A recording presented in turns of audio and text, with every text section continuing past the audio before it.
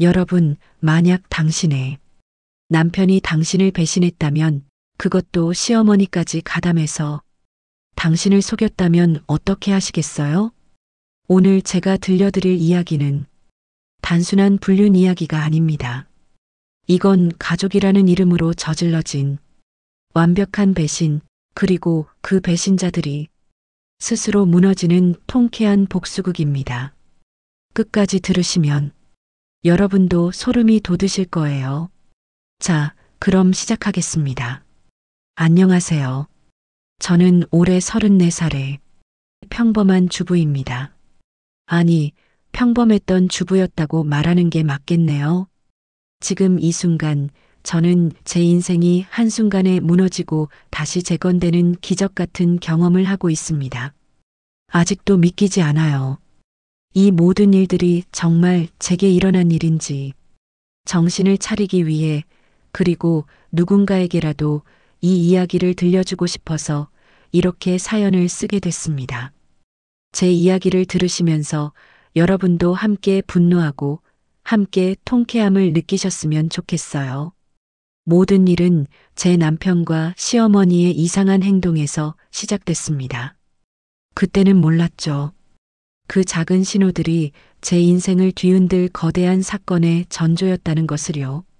제가 남편을 처음 만난 건 7년 전이었습니다.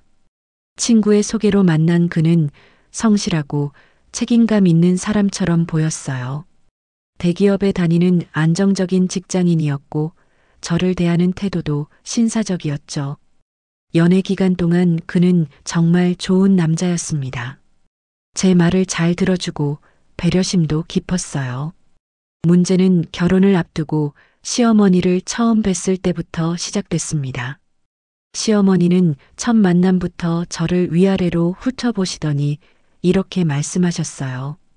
키도 작고 외모도 그저 그런데 우리 아들한테 뭐가 그리 좋아서 결혼하려고 하는 거야? 처음 듣는 말치고는 너무 직설적이고 무례했습니다.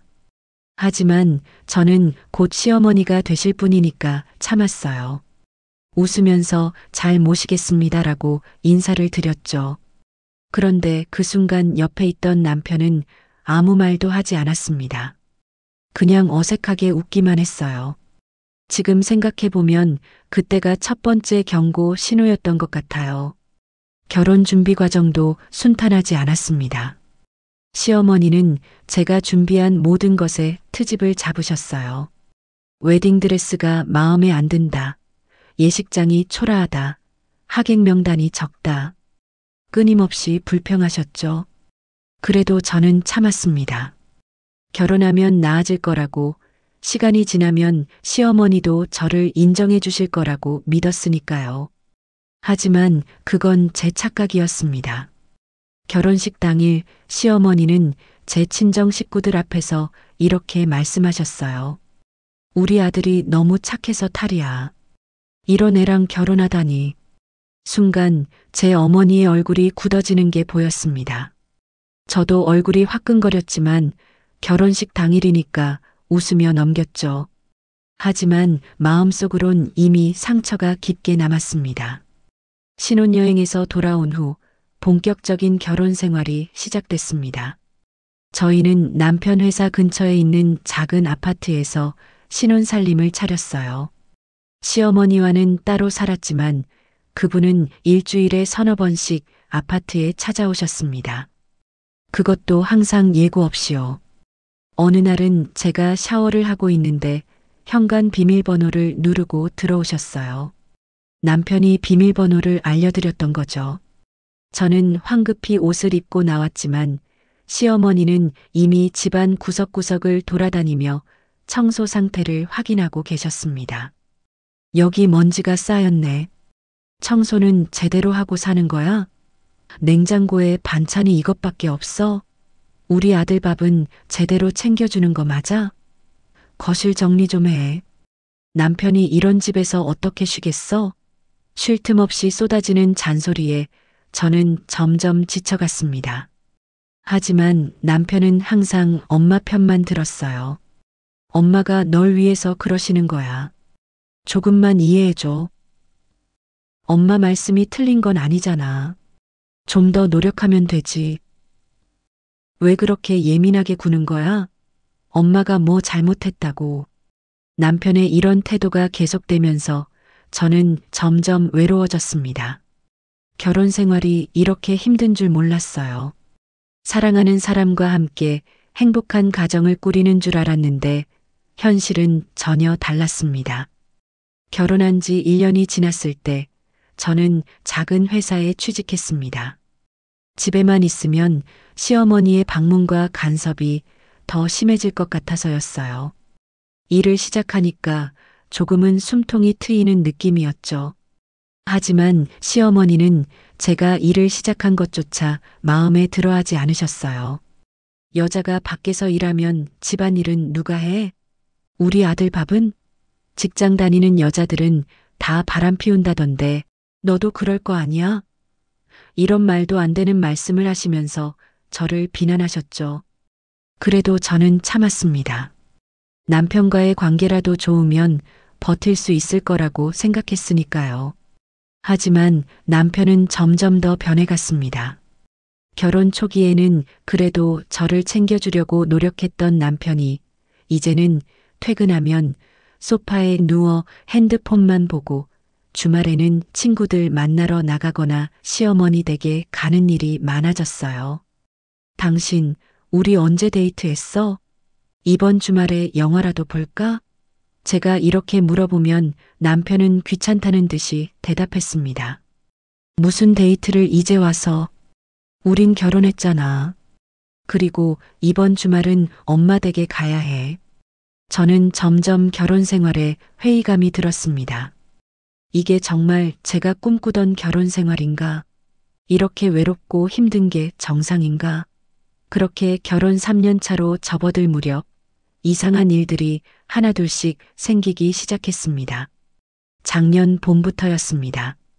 어느 날 남편이 퇴근 시간이 한참 지났는데도 집에 들어오지 않았어요. 전화를 걸어봤더니 남편은 피곤한 목소리로 이렇게 말했습니다. 아, 미안. 오늘 엄마 댁에 들렀어. 엄마가 몸이 안 좋으시대서 조금 이따 들어갈게. 저는 그러려니 했습니다. 시어머니가 몸이 안 좋으시다니 어쩔 수 없는 일이었죠.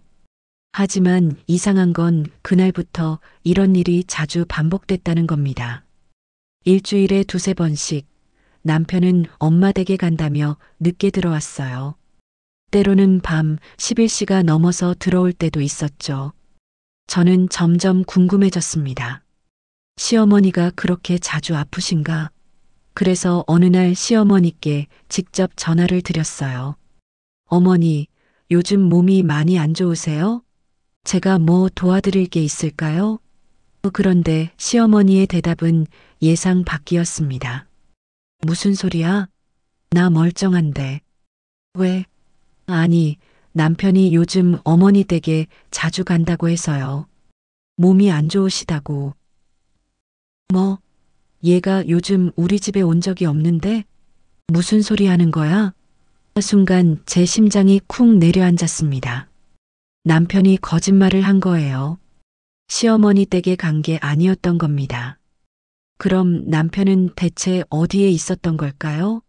저는 그날 밤 남편이 들어오길 기다렸습니다. 밤 10시가 넘어서 들어온 남편에게 조심스럽게 물었어요. 당신 오늘 어디 갔었어? 말했잖아. 엄마 댁. 근데 어머니한테 전화했더니 당신 안 왔다고 하시던데? 남편의 표정이 순간 굳어졌습니다. 그러더니 짜증스러운 표정으로 말했어요. 엄마한테 전화해서 확인까지 했어? 왜 이렇게 의심이 많아? 엄마가 깜빡하신 거겠지. 내가 왜 거짓말을 해? 아니, 그게 아니라. 됐어. 피곤해. 이런 얘기하기 싫어. 남편은 그렇게 말하고는 침실로 들어가 버렸습니다. 저는 거실에 혼자 남아 멍하니 앉아 있었어요. 뭔가 이상했습니다. 남편의 반응이 너무 과격했고 해명도 제대로 하지 않았어요. 그 이후로 저는 남편의 행동을 더 유심히 관찰하기 시작했습니다. 그리고 이상한 점들을 하나둘씩 발견하게 됐죠. 첫 번째, 남편의 핸드폰 사용 패턴이 달라졌습니다. 예전에는 핸드폰을 거실 테이블에 아무렇게나 두고 다녔는데 이제는 항상 손에 들고 다니거나 주머니에 넣고 다녔어요. 화장실 갈 때도 핸드폰을 가져가고 샤워할 때도 욕실 안으로 가져갔습니다. 두 번째, 옷차림이 달라졌습니다. 평소에 패션에 관심 없던 남편이 갑자기 옷을 새로 사고 향수도 뿌리기 시작했어요. 머리 스타일도 바꾸고 헬스장도 다니기 시작했죠. 당신 요즘 왜 이렇게 꾸미고 다녀? 제가 물으니까 남편은 이렇게 대답했습니다. 회사에서 이미지가 중요하잖아. 승진도 해야 하고. 그럴싸한 이유였지만 뭔가 석연치 않았어요. 세 번째, 신용카드 명세서에 이상한 내역들이 보이기 시작했습니다. 제가 모르는 레스토랑, 호텔 커피숍, 꽃집, 이런 곳들에서 결제한 내역이 있었어요. 남편에게 물어보니 회사 회식이나 거래처 접대 같은 대답만 돌아왔습니다. 네 번째, 그리고 가장 이상했던 건 시어머니의 태도 변화였습니다. 예전에는 그렇게 자주 오시던 시어머니가 갑자기 아파트에 잘 안 오시기 시작했어요. 오시더라도 예전처럼 집안 구석구석을 뒤지지 않고 금방 가시곤 했죠. 그리고 남편과 시어머니가 제 앞에서 전화 통화를 할 때면 뭔가 비밀스러운 분위기가 느껴졌습니다. 제가 가까이 가면 통화를 끊거나 다른 방으로 가서 통화하곤 했어요. 저는 점점 불안해졌습니다. 뭔가 잘못되고 있다는 느낌이 들었지만 확실한 증거가 없었어요. 그냥 제 의심일 수도 있다고 생각하면서 스스로를 달랬죠. 하지만 운명의 그날이 다가오고 있었습니다. 그날은 평범한 수요일이었습니다. 저는 퇴근 후 집에 돌아와 저녁 준비를 하고 있었어요. 남편은 또 엄마 댁에 간다며 연락이 없었죠. 그런데 저녁 8시쯤 시어머니한테서 전화가 왔습니다. 야, 너희 집에 반찬통 있지? 내일 나 좀 가져다 줘. 네. 근데 어머니, 지금 우리 남편이랑 같이 안 계세요? 뭐? 무슨 소리야? 나 지금 친구들이랑 식사하는 중인데. 또다시 남편의 거짓말이 들통난 순간이었습니다. 아, 네, 알겠습니다. 저는 전화를 끊고 남편에게 전화를 걸었어요. 하지만 남편은 전화를 받지 않았습니다. 한 번, 두 번, 세 번. 계속 전화를 걸었지만 받지 않았죠. 밤 10시가 넘어서야 남편이 집에 돌아왔습니다. 조금 취한 듯 보였어요. 당신 오늘 어디 갔었어? 말했잖아. 엄마 집 거짓말하지 마. 어머니한테 전화했더니 친구들이랑 계시던데. 남편의 얼굴이 굳어졌습니다. 잠시 침묵이 흘렀고 그는 한숨을 쉬며 말했어요. 알았어. 사실은 회사 동료들이랑 술 마셨어. 엄마 댁 간다고 하면 내가 뭐라 안 할 것 같아서 그렇게 말한 거야. 그럼 왜 전화를 안 받은 거야? 술 마시는데 무슨 전화를 계속 받아? 시끄럽게. 남편은 짜증을 내며 침실로 들어갔습니다. 저는 그 자리에 멍하니 서 있었어요. 뭔가 이상했습니다. 정말 회사 동료들과 술을 마신 것뿐이라면 왜 그렇게 거짓말을 했을까요? 왜 시어머니를 핑계로 댔을까요?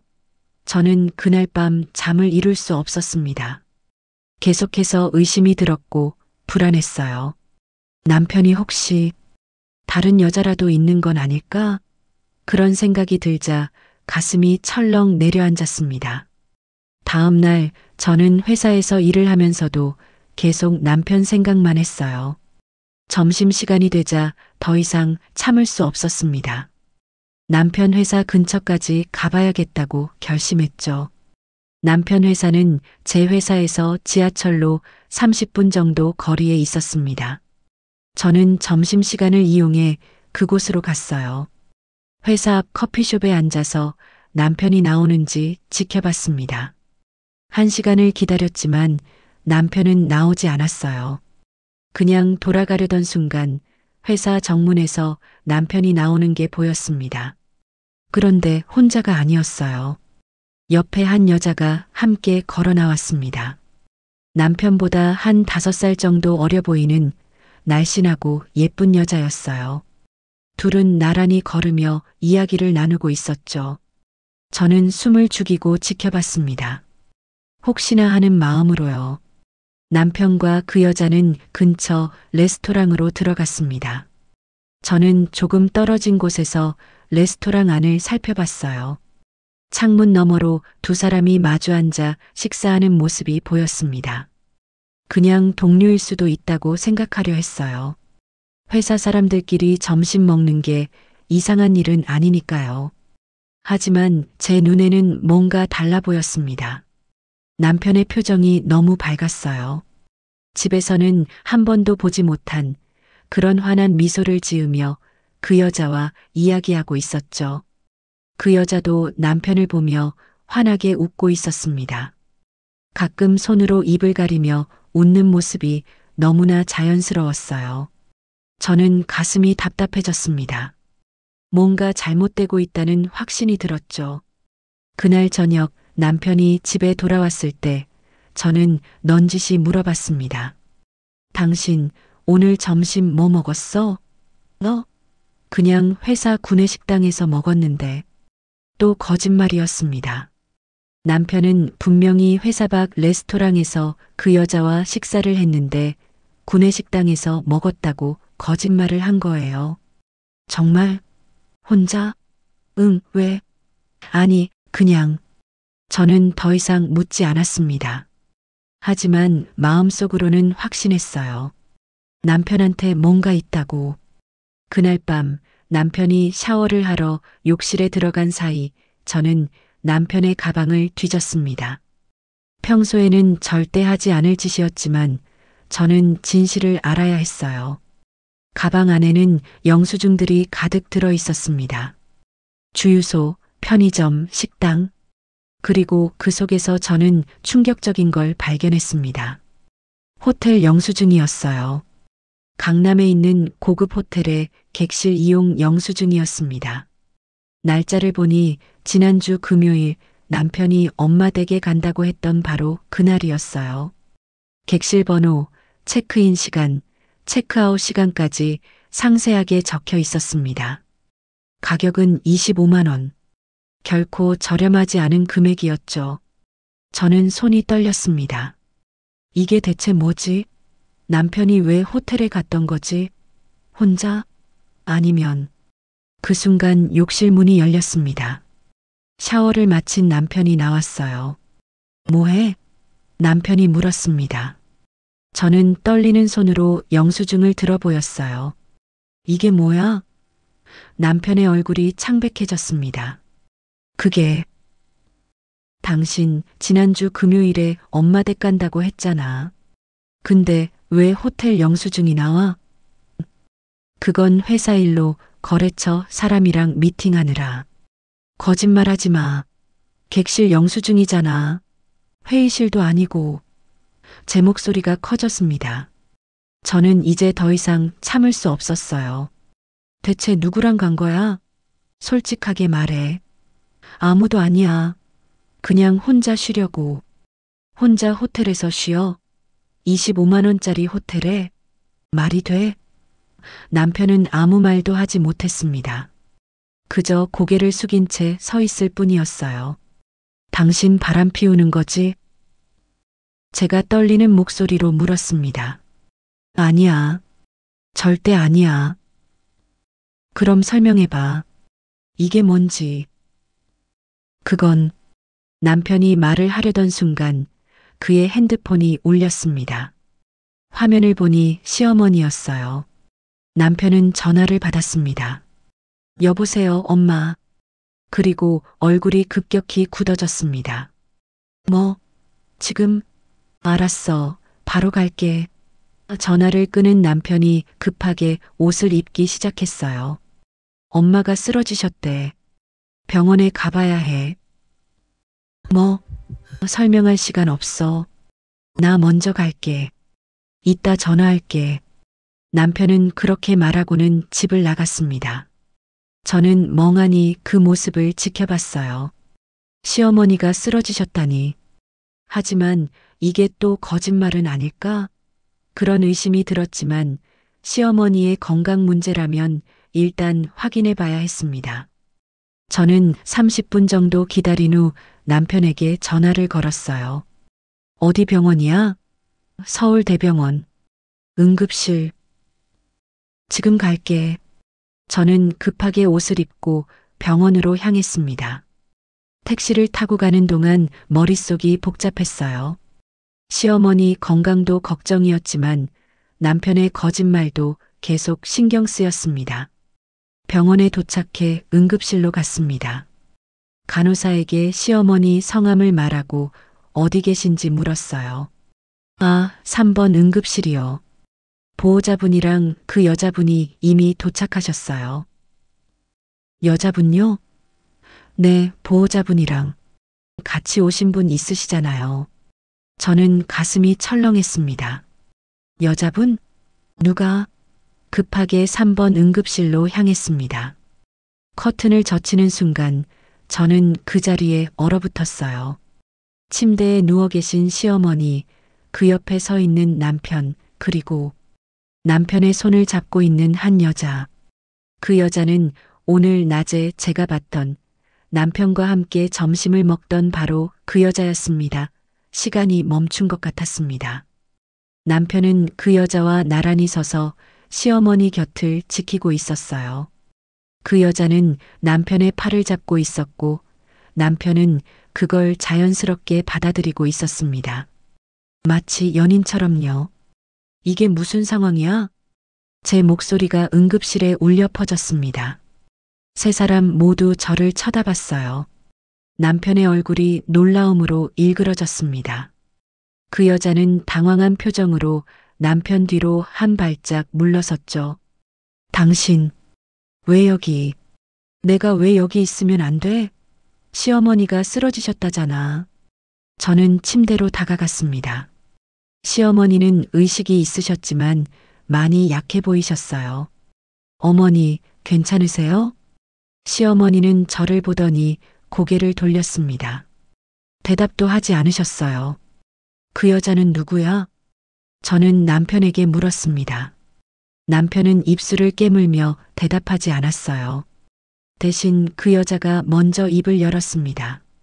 저는 김민서라고 합니다. 오빠 회사 동료예요. 오빠라고? 동료가 선배나 형을 오빠라고 부른다고? 동료가 왜 여기 있어? 시어머니가 쓰러지셨는데? 그게 여자는 말을 잇지 못했습니다. 남편이 나섰어요. 민서가 우연히 엄마랑 나랑 같이 있을 때 엄마가 쓰러지셔서 함께 온 거야. 우연히? 우연히 같이 있었다고? 제 목소리가 날카로워졌습니다. 당신들 지금 나 바보로 아는 거야?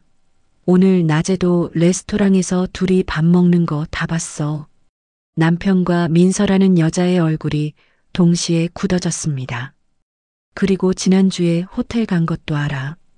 영수증 다 봤어. 그건 솔직하게 말해. 당신들 사귀는 거지? 침묵이 흘렀습니다. 긴 침묵이었어요.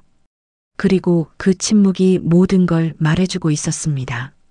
바로 그때 침대에 누워 계시던 시어머니가 입을 열었습니다. 그래. 우리 아들이랑 민서 사귀는 거 맞아. 뭐라고요? 저는 귀를 의심했습니다. 지금 시어머니가 뭐라고 하신 거죠? 내가 허락했어. 우리 아들한테 너보다 민서가 훨씬 잘 어울려. 시어머니는 침대에 누운 채로 태연하게 말씀하셨습니다. 어머니, 지금 무슨 말씀을 하시는 거예요? 무슨 말인지 모르겠어? 우리 아들이 널 버리고 민서 선택했다는 거야. 순간 제 다리에 힘이 풀렸습니다. 이게 꿈인가? 악몽인가? 민서는 착하고 예쁘고 성격도 좋아. 너처럼 예민하고 신경질적이지도 않고 우리 아들한테 딱이야. 시어머니의 말이 계속 이어졌습니다. 게다가 민서는 우리 집안을 존중할 줄 알아. 너처럼 맨날 불평불만 늘어놓지 않고 제가 언제 불평불만을. 됐어. 어차피 우리 아들 마음은 이미 정해졌어. 너랑은 이제 끝이야. 저는 남편을 쳐다봤습니다. 남편은 고개를 숙인 채 아무 말도 하지 않았어요. 당신, 정말 이런 거야? 이렇게 비겁하게? 미안해. 남편이 작은 목소리로 말했습니다. 미안하다고? 미안하다는 말로 다 되는 거야? 제 목소리가 떨렸습니다. 분노와 슬픔과 배신감이 뒤섞여 가슴이 터질 것 같았어요. 우린 결혼했잖아. 서로 평생 함께하겠다고 약속했잖아. 알아. 근데 난 민서를 사랑해. 남편의 말에 저는 웃음이 나왔습니다. 비참한 웃음이었죠. 사랑? 겨우 몇 개월 만났다고 사랑이라고? 1년 넘었어. 뭐? 민서랑은 1년 넘게 만났어. 진지하게. 저는 뒤통수를 얻어맞은 기분이었습니다. 1년? 1년이나 저 몰래 다른 여자를 만난 거예요? 그럼 당신이 그동안 엄마 댁 간다고 한 거 민서 만나러 간 거야. 호텔도 민서랑 같이. 남편은 이제 숨기지 않았습니다. 모든 걸 솔직하게 말했어요. 우린 진지해. 결혼도 생각하고 있어. 결혼? 당신 아직 나랑 결혼한 상태잖아. 그래서 이혼하려고. 이혼? 제 목소리가 커졌습니다. 당신 미쳤어? 멀쩡히 결혼 생활하고 있는데 갑자기 이혼하자고? 멀쩡한 게 아니었잖아. 우린 행복하지 않았어. 그건 당신이 노력 안 해서 그런 거잖아. 아니야. 우린 처음부터 안 맞았어. 남편의 말에 저는 할 말을 잃었습니다. 당신, 정말 최악이야. 최악의 인간이야. 저는 고개를 돌려 그 민서라는 여자를 똑바로 쳐다봤습니다. 당신도 남의 남편 빼앗아 놓고 뭐가 그렇게 당당해? 민서는 고개를 숙였습니다. 하지만 제대로 된 사과는 없었어요. 시어머니가 다시 입을 열었습니다. 이혼 서류 준비해. 빨리 정리하고 우리 아들 인생에서 사라져. 믿을 수가 없네요. 시어머니까지 이렇게 나오시다니. 당연하지. 난 우리 아들 편이야. 항상. 저는 더 이상 그 자리에 있을 수 없었습니다. 숨이 막혔어요. 도망치듯 응급실을 나왔습니다. 복도를 뛰어가며 눈물이 쏟아졌습니다. 이게 현실인가? 이게 정말 제 인생에서 일어나는 일인가? 7년을 함께한 남편이 4년의 결혼 생활이 이렇게 무너지는 건가요? 저는 병원 화장실로 들어가 소리내어 울었습니다. 얼마나 울었는지 모르겠어요. 한참을 울고 나서야 정신을 차렸습니다. 아니야. 이렇게 당할 순 없어. 저는 눈물을 닦고 거울을 봤습니다.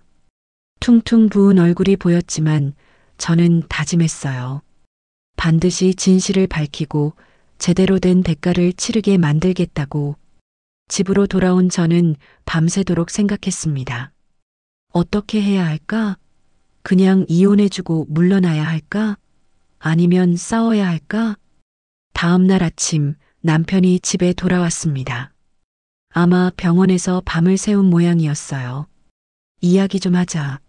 남편이 먼저 말을 꺼냈습니다. 할 말 있어? 미안해.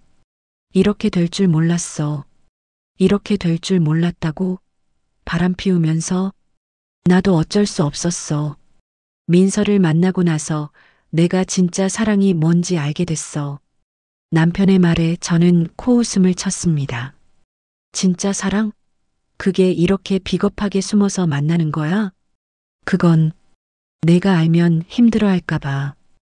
헛소리 하지 마. 걸리기 싫어서 그랬으면서. 남편은 아무 말도 하지 못했습니다. 이혼은 해줄게.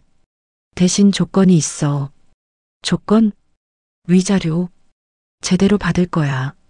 당신 잘못이 명확하니까. 그건, 그리고 재산 분할도 법대로 할 거야. 내가 손해보는 건 없을 거야.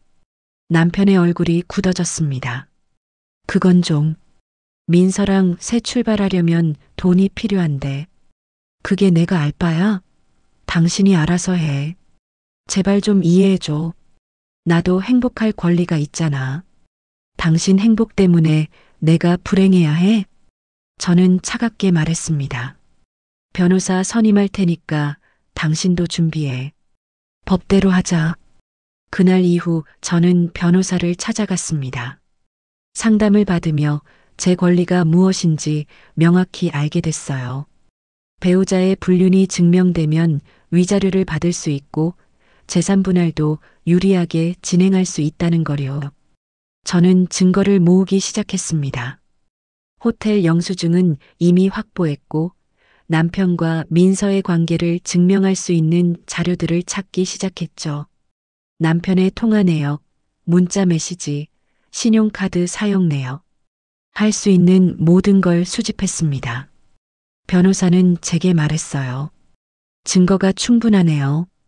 위자료 소송에서 이길 수 있습니다. 얼마나 받을 수 있을까요? 보통 3천만 원에서 5천만 원 정도요. 경우에 따라서는 더 받을 수도 있고요.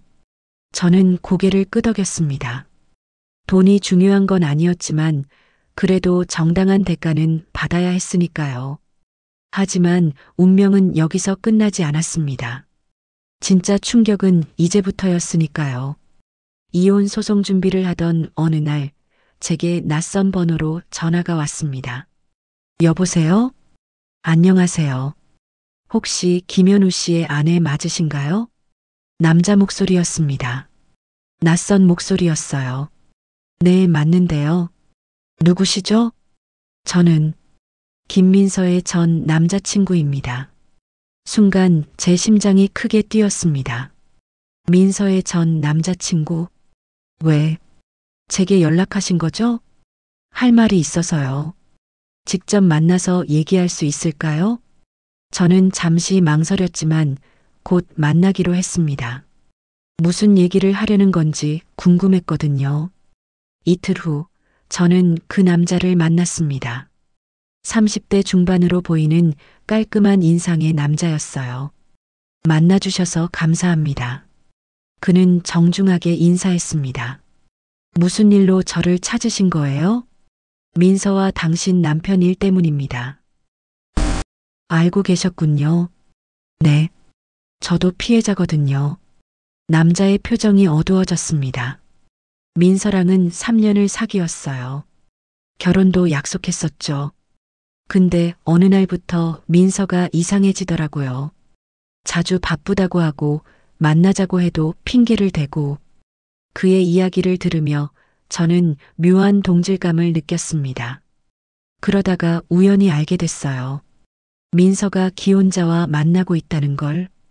그게 제 남편이었군요. 네. 처음엔 믿기지 않았어요.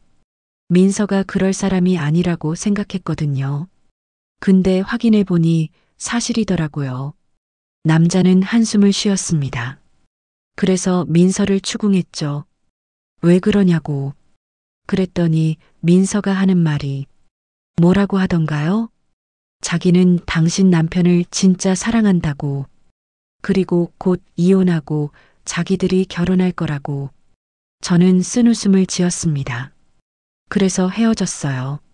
3년을 함께한 사람이었는데 하루아침에 끝나버렸죠. 그런데 왜 저한테 연락하신 거예요?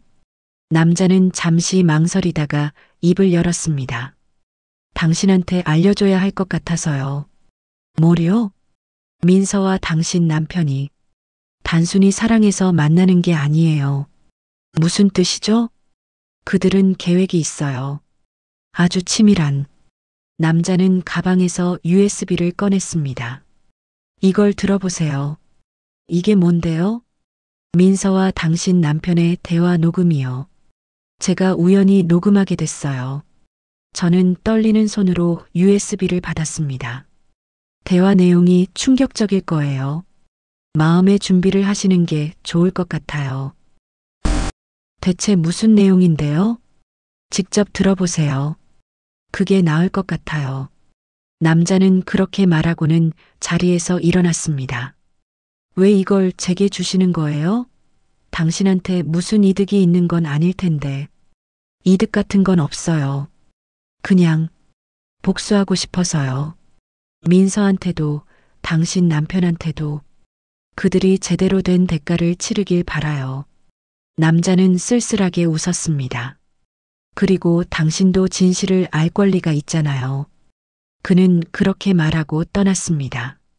저는 집으로 돌아와 곧바로 USB를 컴퓨터에 꽂았습니다. 파일을 열자 음성 파일이 하나 있었어요. 재생 버튼을 눌렀습니다. 처음에는 잡음만 들렸습니다. 그러다가 민서의 목소리가 들려왔어요. 오빠, 이제 얼마 안 남았어. 조금만 참아. 알아. 근데 아내가 이혼에 응하지 않으면 어떡해?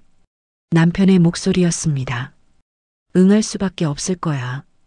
우리 계획대로만 하면. 계획이라는 게 오빠 아내 명의로 대출받은 거 있잖아. 그거 우리가 가지고 해외로 나가는 거지. 순간 제 숨이 멎었습니다. 제 명의로 대출? 무슨 소리지? 녹음은 계속 이어졌습니다. 근데 그게 발각되면 어때? 우린 이미 해외에 있을 텐데. 그리고 명의가 오빠 아내 거니까 책임도 그쪽이 지게 될 거고. 그래도 오빠는 그냥 나만 믿으면 돼. 내가 다 알아서 할게. 우린 태국에 가서 새로 시작하는 거야. 엄마는? 오빠 엄마, 신경 쓸 필요 없어. 어차피 우리 떠나면 연락 끊을 거잖아. 그래도 엄마인데. 오빠, 정신 차려. 엄마가 중요해. 나랑 오빠의 미래가 중요해. 엄마는 그냥 이용하는 거야. 우리 계획에 도움이 되니까.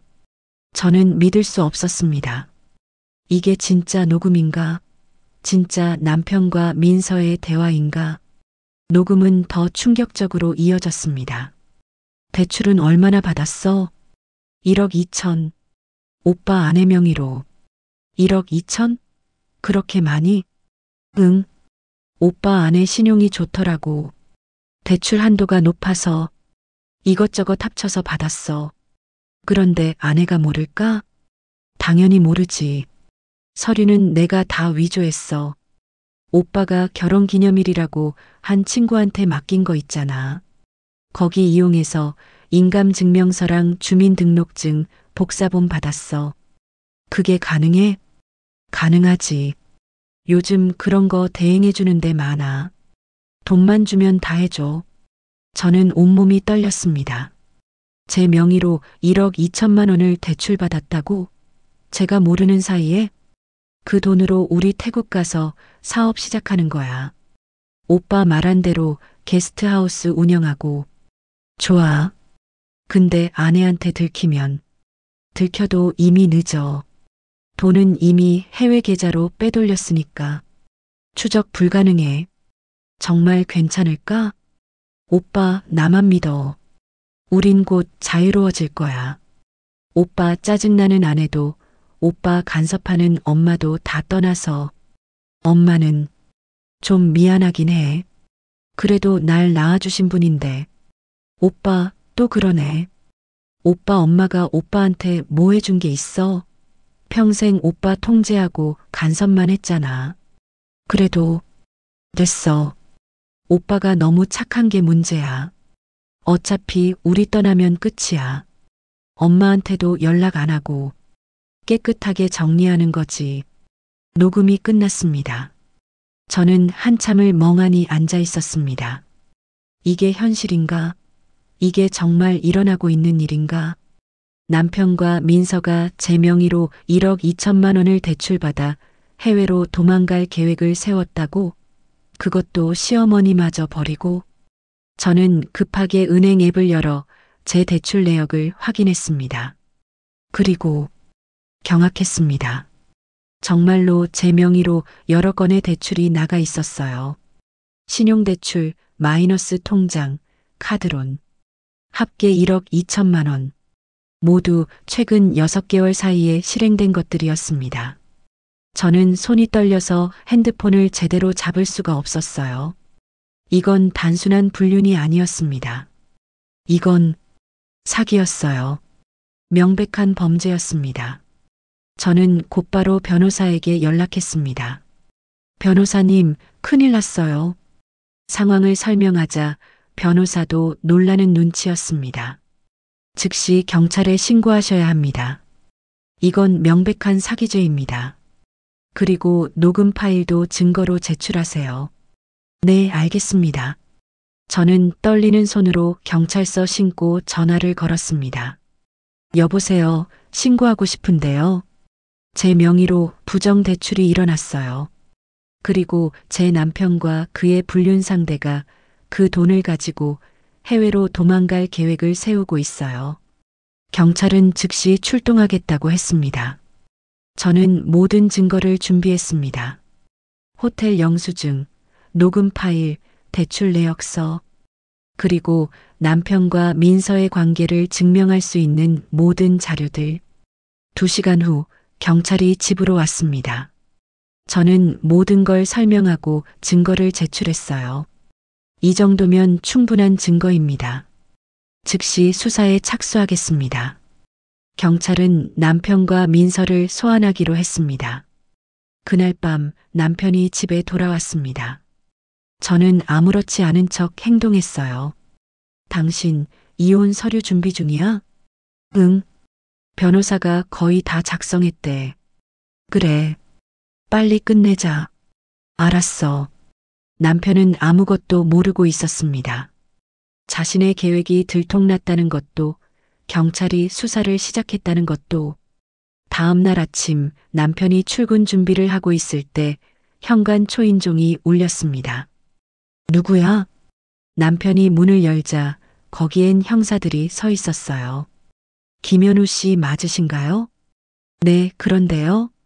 사기 및 횡령 혐의로 긴급 체포합니다. 뭐라고요? 남편의 얼굴이 창백해졌습니다. 형사들은 남편에게 수갑을 채웠어요. 남편은 저를 쳐다봤습니다. 당신, 신고한 거야? 당연하지. 내 명의로 1억 2천을 대출받아? 그것도 내 몰래? 그건 변명하지 마. 다 알아. 민서랑 태국 가려고 한 것도, 시어머니까지 버리고 도망갈 계획이었던 것도. 남편의 얼굴이 완전히 하얗게 질렸습니다. 어떻게? 녹음 파일 다 들었어. 민서 전 남자친구가 줬어. 남편은 더 이상 아무 말도 하지 못했습니다. 김현우 씨, 출발합시다. 형사들이 남편을 끌고 나갔습니다. 저는 그 광경을 지켜보며 생각했어요. 이제 시작이구나. 진짜 복수는 이제부터라고. 남편이 체포된 후 민서도 곧바로 경찰에 소환됐습니다. 처음에 민서는 모든 걸 부인했어요. 자신은 아무것도 모른다고, 남편이 알아서 한 일이라고 주장했죠. 하지만 녹음 파일이 결정적인 증거가 됐습니다. 민서의 목소리로 대출 사기를 계획하고 실행한 내용이 고스란히 담겨 있었으니까요. 결국 민서도 공범으로 입건됐습니다. 수사가 진행되면서 더 충격적인 사실들이 드러났습니다. 민서는 이전에도 비슷한 수법으로 다른 남자들을 속인 전력이 있었어요. 결혼을 미끼로 남자들에게 접근해서 돈을 빼돌리고 사라지는 수법이었죠. 제 남편은 민서의 3번째 희생자였던 겁니다. 더 놀라운 건 시어머니의 역할이었습니다. 수사 결과 시어머니는 남편과 민서의 계획을 처음부터 알고 있었고 심지어 도와주기까지 했다는 사실이 밝혀졌어요. 시어머니는 제가 일하러 나간 사이 남편이 민서를 집으로 데려올 수 있도록 시간을 알려줬고 제가 의심하지 못하도록 거짓 증언도 했습니다. 남편이 자기 집에 있다고 저에게 거짓말을 한 것도, 남편이 다른 곳에 있을 때 알리바이를 만들어준 것도 모두 시어머니였어요. 그야말로 완벽한 공모였던 겁니다. 하지만 녹음 파일에는 더 충격적인 내용이 남아 있었습니다. 오빠 엄마는 어떻게 할 거야? 신경 쓸 필요 없어. 우리 떠나면 그냥 버리고 가는 거지. 진짜? 오빠 엄마가 알면 기절하겠다. 그러니까 끝까지 모르게 해야지. 엄마는 우리가 국내에서 결혼하는 줄 알고 있으니까. 불쌍하긴. 평생 아들 위에 산다고 했는데 결국 아들한테 버림받는 거네. 뭐 어쩔 수 없지. 엄마도 이제 나이 들었으니 알아서 살겠지. 이 녹음 파일이 공개되자 시어머니는 충격에 빠졌습니다. 자신이 그토록 아끼고 사랑한 아들이 자신을 철저하게 이용만 하고 버릴 계획이었다는 사실을 알게 된 거죠. 시어머니는 경찰 조사에서 이렇게 진술했습니다. 저는 아들이 정말 민서를 사랑한다고 믿었어요. 그래서 아들의 행복을 위해 도와준 거였습니다. 하지만 아들이 저까지 버리고 도망갈 계획이었다니 믿을 수가 없습니다. 시어머니는 울면서 진술을 이어갔어요. 제가 잘못했습니다. 며느리한테 미안합니다. 제가 너무 어리석었어요. 하지만 저는 시어머니의 사과를 받아들이지 않았습니다. 이미 너무 늦었으니까요. 재판이 시작됐습니다. 검사는 남편과 민서를 사기, 횡령, 문서 위조 등의 혐의로 기소했습니다. 시어머니도 방조 혐의로 조사를 받게 됐고요. 재판 과정에서 더 많은 진실이 드러났습니다. 민서는 남편을 처음 만난 순간부터 계획적으로 접근했다고 자백했어요. 남편이 대기업에 다니고 경제적으로 안정적이며 결혼한 상태라 쉽게 조종할 수 있을 거라고 판단했다는 겁니다. 결혼한 남자들이 제일 쉬워요. 집에서 인정받지 못하는 사람들이 많거든요. 그런 사람들한테 조금만 관심을 보여주고 이해해주는 척하면 금방 넘어와요. 민서는 태연하게 말했습니다. 김현우 씨도 그랬어요. 아내한테 무시당한다고 생각하고 있었죠. 그래서 제가 조금만 잘해주니까 금방 빠져들더라고요. 민서의 말을 들으며 저는 분노가 치밀어 올랐습니다. 하지만 동시에 남편이라는 인간이 얼마나 한심한지도 깨달았죠. 남편은 재판정에서 눈물을 흘리며 참회했습니다. 제가 잘못했습니다. 아내에게 미안합니다. 제가 너무 어리석었습니다. 하지만 그의 눈물은 진심이 아니었어요. 단지 형량을 줄이기 위한 연기일 뿐이었죠. 판사는 명확하게 판결했습니다. 피고인 김현우는 배우자를 속이고 그 명의로 부정하게 대출을 실행했으며 그 돈을 가지고 해외로 도주하려 한 죄가 명백합니다. 또한 혼인관계에서의 의무를 저버리고 제3자와 부적절한 관계를 맺었습니다. 피고인 김민서는 피해자의 개인정보를 불법으로 취득하여 대출 사기를 주도했으며 기혼 남성을 유혹하여 범죄에 가담시켰습니다. 판결이 내려졌습니다. 남편 징역 3년, 집행유예 없음. 민서 징역 4년, 집행유예 없음. 시어머니 집행유예 2년, 사회봉사 300시간. 그리고 저는 민사소송을 통해 위자료와 손해배상을 청구했습니다. 법원은 제 손을 들어줬어요. 남편으로부터 위자료 5천만 원, 민서로부터 위자료 5천만 원, 대출금 전액 1억 2천만 원에 대한 손해배상 연대 책임, 재산분할 70% 제가 70%, 남편이 30%, 총액으로 따지면 약 2억 5천만 원 정도를 받게 된 겁니다. 물론 남편과 민서가 당장 그 돈을 다 갚을 수는 없었어요.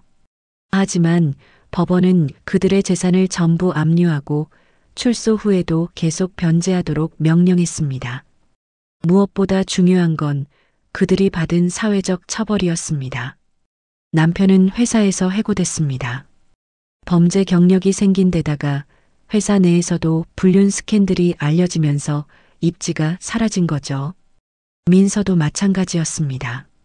그녀는 이미 회사를 그만둔 상태였지만 이 사건으로 인해 취업은커녕 정상적인 사회생활 자체가 불가능해졌어요. 시어머니는 가장 큰 타격을 받았습니다. 자신이 그토록 아끼고 사랑한 아들이 자신마저 버리고 도망갈 계획이었다는 사실, 그리고 그 아들을 도우려다가 범죄자가 되어버린 현실. 시어머니는 더 이상 예전의 당당한 모습이 아니었어요. 완전히 무너진 사람처럼 보였죠. 재판이 끝난 후 시어머니가 저에게 연락을 해왔습니다. 만나서 얘기 좀 할 수 있을까? 저는 거절하려 했지만 마지막으로 한 번쯤은 만나줘야 할 것 같았어요. 시어머니를 만난 건 동네 카페였습니다. 예전에 화려했던 모습은 온데간데 없고 초췌하고 늙어 보이는 모습이었어요. 미안하다. 시어머니는 첫마디로 사과했습니다. 너무 늦은 사과라는 거 알아. 하지만 그래도 말하고 싶었어. 정말 미안해. 저는 아무 대답도 하지 않았습니다. 내가 너무 어리석었어. 아들만 보고 살았더니 정작 아들이 날 어떻게 생각하는지는 몰랐어. 아들이 날 그렇게 쉽게 버릴 수 있는 존재라고 생각했다는 게 너무 충격이었어. 시어머니는 눈물을 흘렸습니다. 너한테 잘못한 거 다 알아. 내가 우리 집에 시집 왔을 때부터 너무 심하게 대했어. 넌 잘못한 게 없는데 말이야. 이제 와서 그런 말씀하셔도 알아. 용서받으려고 하는 건 아니야. 그냥 내 잘못을 인정하고 싶었어. 시어머니는 한참을 울다가 자리에서 일어났습니다. 잘 살아. 이제부턴 너 하고 싶은 대로 살아. 아무도 너 간섭하지 않을 거야. 그렇게 시어머니는 떠났습니다. 저는 그 모습을 지켜보며 복잡한 감정을 느꼈어요. 모든 재판이 끝나고 저는 새로운 삶을 시작했습니다. 먼저 이혼이 정식으로 성립됐습니다. 더 이상 저는 김현우의 아내가 아니었어요. 대출금은 법원의 판결에 따라 남편과 민서가 연대 책임을 지게 됐고 저는 그 빚에서 완전히 해방됐습니다. 받아낸 위자료와 재산분할금으로 저는 작은 아파트를 구입했어요. 완전히 제 이름으로 된 제 집이었습니다. 직장도 옮겼습니다. 예전 직장에서는 이 사건 때문에 불편한 시선이 많았거든요. 더 좋은 조건의 회사로 이직했고 새로운 동료들과 새로운 일을 시작했습니다. 무엇보다 제 마음이 자유로워졌어요. 더 이상 시어머니의 간섭도 없고 거짓말하는 남편을 의심할 필요도 없었습니다. 오롯이 저 자신만을 위해 살 수 있게 된 거죠. 물론 처음에는 힘들었습니다. 7년이라는 시간이 한순간에 무너진다는 건 쉬운 일이 아니었으니까요. 밤에 혼자 누워있으면 외로움이 밀려왔고 가끔은 내가 뭘 잘못한 걸까 하는 생각도 들었어요. 하지만 시간이 지나면서 깨달았습니다. 제가 잘못한 게 아니라는 걸요. 저는 최선을 다해 결혼 생활을 지키려 했습니다. 시어머니의 간섭도 참았고 남편의 무관심도 견뎠어요. 잘못한 건 남편이었고 민서였고 시어머니였습니다. 그들은 자신들의 욕심과 이기심 때문에 모든 걸 망쳤어요. 그리고 그 대가를 치르고 있습니다. 6개월이 지난 후 남편이 교도소에서 편지를 보내왔습니다. 편지를 받았을 때 처음에는 읽지 않으려 했어요. 하지만 궁금하기도 해서 결국 읽어봤습니다. 편지 내용은 간단했습니다. 미안합니다. 정말 미안합니다. 제가 너무 어리석었습니다. 당신은 좋은 사람이었는데 제가 그걸 몰랐습니다. 이제 와서 후회해도 소용없다는 거 압니다. 하지만 그래도 말하고 싶었습니다. 당신이 행복하길 바랍니다. 저는 편지를 읽고 찢어버렸습니다. 지금 와서 미안하다고 말한들 무슨 소용이 있을까요? 이미 모든 게 끝났는데 민서에게서도 편지가 왔습니다. 제가 잘못했습니다. 님께 큰 피해를 입혔습니다. 용서를 구할 자격도 없다는 거 압니다. 하지만 제발 한 번만 용서해 주세요. 이 편지도 찢어버렸습니다. 용서? 그들이 저에게 얼마나 큰 상처를 줬는지 아나요? 제 인생을 망가뜨리려 했던 사람들한테 용서를 해줄 이유가 없었습니다. 1년이 지났습니다. 저는 이제 완전히 새로운 사람이 됐어요. 과거의 저와는 다른, 더 강하고 독립적인 사람이 됐습니다. 새로운 취미도 생겼어요. 요가를 시작했고, 외국어 공부도 하고, 주말마다 등산도 다녔습니다. 친구들도 많이 사귀었어요. 이혼한 후 오히려 사람들과의 관계가 더 좋아졌습니다. 예전에는 남편과 시어머니 눈치를 보느라 친구들을 자주 못 만났는데 이제는 자유롭게 만날 수 있게 됐거든요. 어느 날 친구의 소개로 한 남자를 만났습니다. 처음에는 거부감이 들었어요. 아직 연애할 준비가 안 된 것 같았거든요. 하지만 그 남자는 참을성 있게 기다려줬습니다. 친구로 지내다가 천천히 가까워졌죠. 그는 저의 과거를 알고 있었지만 전혀 개의치 않았어요. 오히려 제가 겪은 일들을 이해해주고 지지해줬습니다. 당신은 강한 사람이에요. 그런 일을 겪고도 이렇게 밝게 살아가다니. 그의 말에 저는 웃었습니다. 강해진 거죠. 원래는 약한 사람이었는데. 아니에요. 원래부터 강했던 거예요. 그걸 몰랐을 뿐이지. 그의 말이 위로가 됐습니다. 우리는 천천히 관계를 발전시켜 나갔어요. 급하지 않게 서로를 알아가면서요. 2년이 지났습니다. 남편은 형을 다 살고 출소했다고 들었습니다. 하지만 그가 어떻게 사는지는 모르겠어요. 알고 싶지도 않고요. 민서도 출소했다고 합니다. 그녀가 어디서 뭘 하는지는 전혀 관심이 없습니다. 시어머니는 요양원에 계신다고 들었어요. 건강이 많이 나빠지셨다고 하더군요. 아들이 면회도 거의 안 온다고 들었습니다. 씁쓸하지만 그들 스스로 선택한 결과였습니다. 저는 그들을 용서하지 않았습니다. 하지만 더 이상 미워하지도 않았어요. 그냥 무관심해졌습니다. 그들은 이미 제 인생에서 사라진 사람들이니까요. 대신 저는 제 앞에 있는 사람들을 소중히 여기기로 했습니다. 저를 진심으로 아끼고 사랑해주는 사람들을요. 새로 만난 남자친구, 제 곁을 지켜준 친구들, 저를 믿고 응원해준 직장 동료들. 이 사람들이 제 진짜 가족이고 진짜 소중한 사람들이라는 걸 알게 됐습니다. 그리고 무엇보다 저 자신을 사랑하게 됐습니다.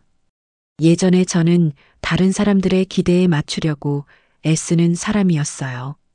시어머니에게 인정받으려고, 남편에게 사랑받으려고 끊임없이 노력했죠. 하지만 이제는 달라요. 저는 제가 원하는 대로 살고, 제가 하고 싶은 걸 하고, 제 행복을 가장 우선순위에 둡니다. 그게 이기적인 거라고 말하는 사람도 있을 수 있어요. 하지만 상관없어요. 제 인생이니까요. 3년이 지났습니다. 어느 날 길을 걷다가 우연히 남편을 마주쳤습니다. 그는 많이 초췌해져 있었어요. 3년 전에 그 자신감 넘치던 모습은 온데간데 없었죠. 우리는 잠시 눈이 마주쳤습니다. 남편은 뭐라고 말하려는 듯 했지만 결국 아무 말도 하지 못했어요.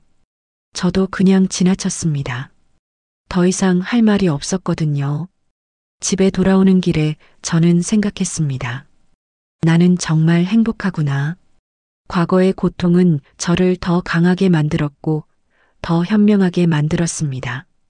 그리고 무엇보다 진짜 소중한 게 뭔지 알게 해줬어요. 사랑은 상대방을 통제하는 게 아니라 존중하는 거라는 것. 가족은 피가 아니라 마음으로 이어지는 거라는 것. 행복은 누군가가 주는 게 아니라 스스로 만드는 거라는 것. 이 모든 걸 깨닫게 된 건 그 끔찍했던 경험 덕분이었습니다. 아이러니하게도 말이죠. 5년이 지났습니다. 저는 이제 새로운 남자와 재혼했어요. 그는 저의 과거를 모두 알고 있지만 그럼에도 불구하고 저를 사랑해 줍니다. 우리는 서로를 존중하고 믿고 지지합니다. 이게 진짜 결혼이구나 라는 걸 이제야 알게 됐어요. 작은 딸도 생겼습니다. 제 인생에서 가장 소중한 존재예요. 이 아이가 자라면서 제가 겪었던 것 같은 고통을 겪지 않기를 바랍니다. 그래서 저는 이 아이에게 가르쳐 주려고 해요. 스스로를 사랑하는 법, 자신의 가치를 아는 법, 나쁜 사람들을 구별하는 법, 그리고 무엇보다 행복은 스스로 만드는 거라는 것을요. 가끔 제 과거를 돌아볼 때가 있습니다. 만약 그 일이 없었다면, 남편이 바람을 피우지 않았다면, 시어머니가 저를 인정해 줬다면, 하지만 이내 고개를 젓습니다. 그랬다면 저는 지금의 제가 되지 못했을 테니까요. 그 끔찍했던 경험이 저를 성장시켰고 더 나은 사람으로 만들었습니다. 물론 그 과정이 쉽지는 않았어요. 수없이 울었고 무너졌고 포기하고 싶었습니다. 하지만 저는 견뎌냈어요. 그리고 이겨냈습니다. 그리고 깨달았습니다. 쓰레기는 스스로 서로를 무너뜨린다는 걸요. 남편과 민서는 서로를 배신했고 결국 둘 다 불행해졌습니다. 시어머니는 아들만 믿고 살다가 아들에게 버림받았어요. 그들은 모두 자신들의 욕심과 이기심 때문에 스스로 무너진 겁니다. 저는 그들을 용서하지 않았습니다. 하지만 복수할 필요도 없었어요. 그들은 이미 충분히 벌을 받았으니까요. 자신들이 저지른 일의 대가를 톡톡히 치르고 있으니까요. 그리고 저는 행복합니다. 진짜 진심으로 행복해요. 이게 제가 얻은 최고의 복수입니다.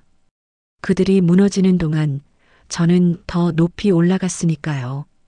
여러분, 제 이야기를 끝까지 들어주셔서 감사합니다. 이 이야기를 하면서 저는 다시 한번 깨달았어요. 제가 얼마나 먼 길을 왔는지, 얼마나 많이 성장했는지를요. 여러분 중에도 혹시 비슷한 상황에 있는 분들이 있을지 모르겠습니다. 배신당하고 상처받고 무너진 것 같은 느낌을 받는 분들이요. 그런 분들께 말씀드리고 싶어요. 포기하지 마세요. 당신은 강한 사람이에요. 이겨낼 수 있습니다. 그리고 기억하세요. 진짜 복수는 당신이 행복해지는 거라는 걸요. 여러분도 꼭 행복하시길 바랍니다. 저처럼요. 감사합니다.